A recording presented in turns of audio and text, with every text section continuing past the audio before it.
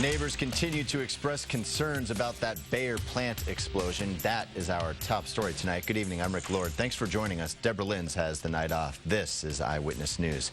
The U.S. Chemical Safety Board says the Bayer plant explosion last August could have been avoided. The CSB released its investigation today, and some of the findings are disturbing. The CSB says the Bayer plant bypassed safety procedures on the vessel where the explosion started. That was just 80 feet away from the largest storage tank of methyl isocyanate, or MIC, in the country.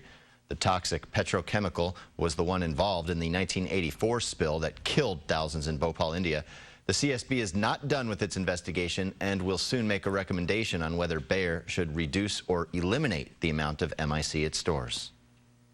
I'm deeply disappointed with Bayer's conduct in this matter, and I can assure the public that the CSB will continue to conduct a thorough investigation of all the issues and recommend whatever changes will best protect the workforce and the public. More reports from Bayer are needed before the CSB can complete its investigation. Tonight's Chemical Safety Board meeting in Institute brought a standing room only crowd. Eyewitness News reporter Rudy Rains joins us now live in the studio with more on the board's findings and the community's reaction. Rudy. Rick, many citizens say the amount of potentially deadly chemicals in the plant is extremely disturbing, and the breakdown in communication seems even worse. It's hard to believe that these things are so close to you, and sometimes you really don't even know it. The Chemical Safety Board's public hearing investigating the Bayer plant has brought many new factors to the table regarding last August's explosion. The devices to control temperature and flow were bypassed. The investigation committee found that on the night of the explosion, the methyl unit that was using a new control system was seeing a rapid increase in temperature, causing the explosion and the release of the potentially deadly chemical methyl isocyanate, better known as MIC. Methyl is a white crystalline solid, and it can be harmful to humans when it is absorbed through the skin, inhaled, or ingested. Bayer is also the only U.S. facility that has an excess of 10,000 pounds of the chemical. I just think we don't need to store that much.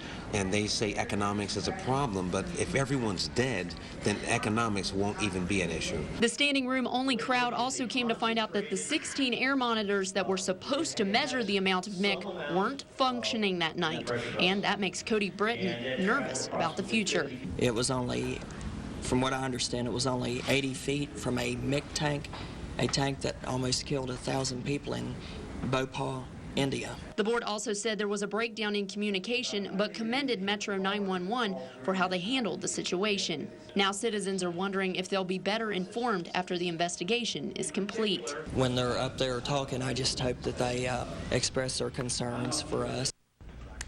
And that meeting wrapped up just a couple minutes ago. The board also added that worker fatigue could have contributed to the explosion. Workers in the unit were averaging 12-hour shifts and anywhere from 60 to 70-hour work weeks. They'll continue to look at this factor as well as many others. They hope to conclude their investigation by the end of the calendar year. Reporting live in the studio, Rudy Rains, Eyewitness News. And according to the report, equipment was not compatible, employees were not properly trained, and they were fatigued.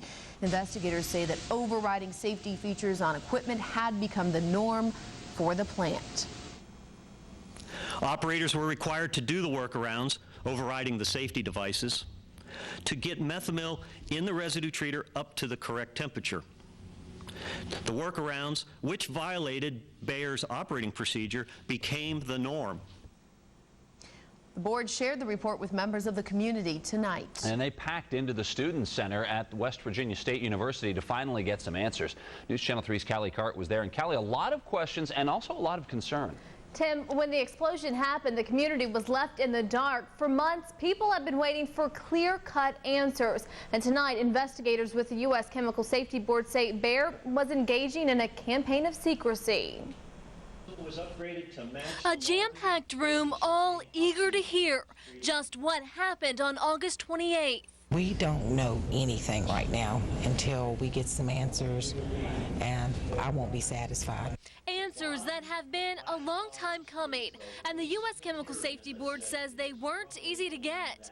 Investigators say Bayer's public relations firm recommended undermining local community groups that were against MIC, a deadly chemical used and stored on site.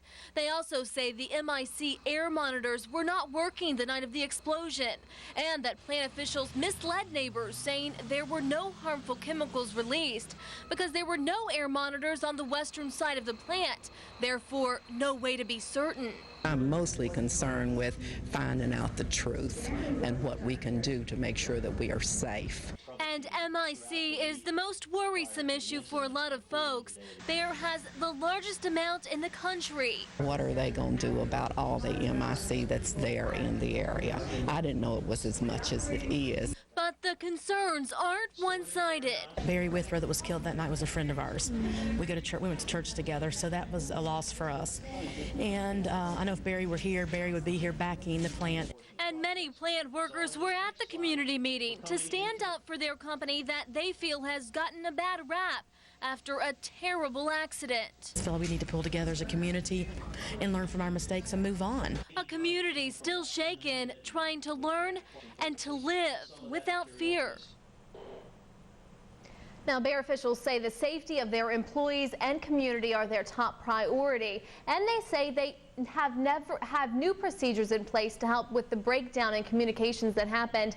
Tim, they also stressed that MIC was never released in the explosion and that they have several layers of protection to keep that from happening. All right, and the U.S. Chemical Safety Board is continuing its investigation into the explosion, and they hope to have a complete report by the end of the year.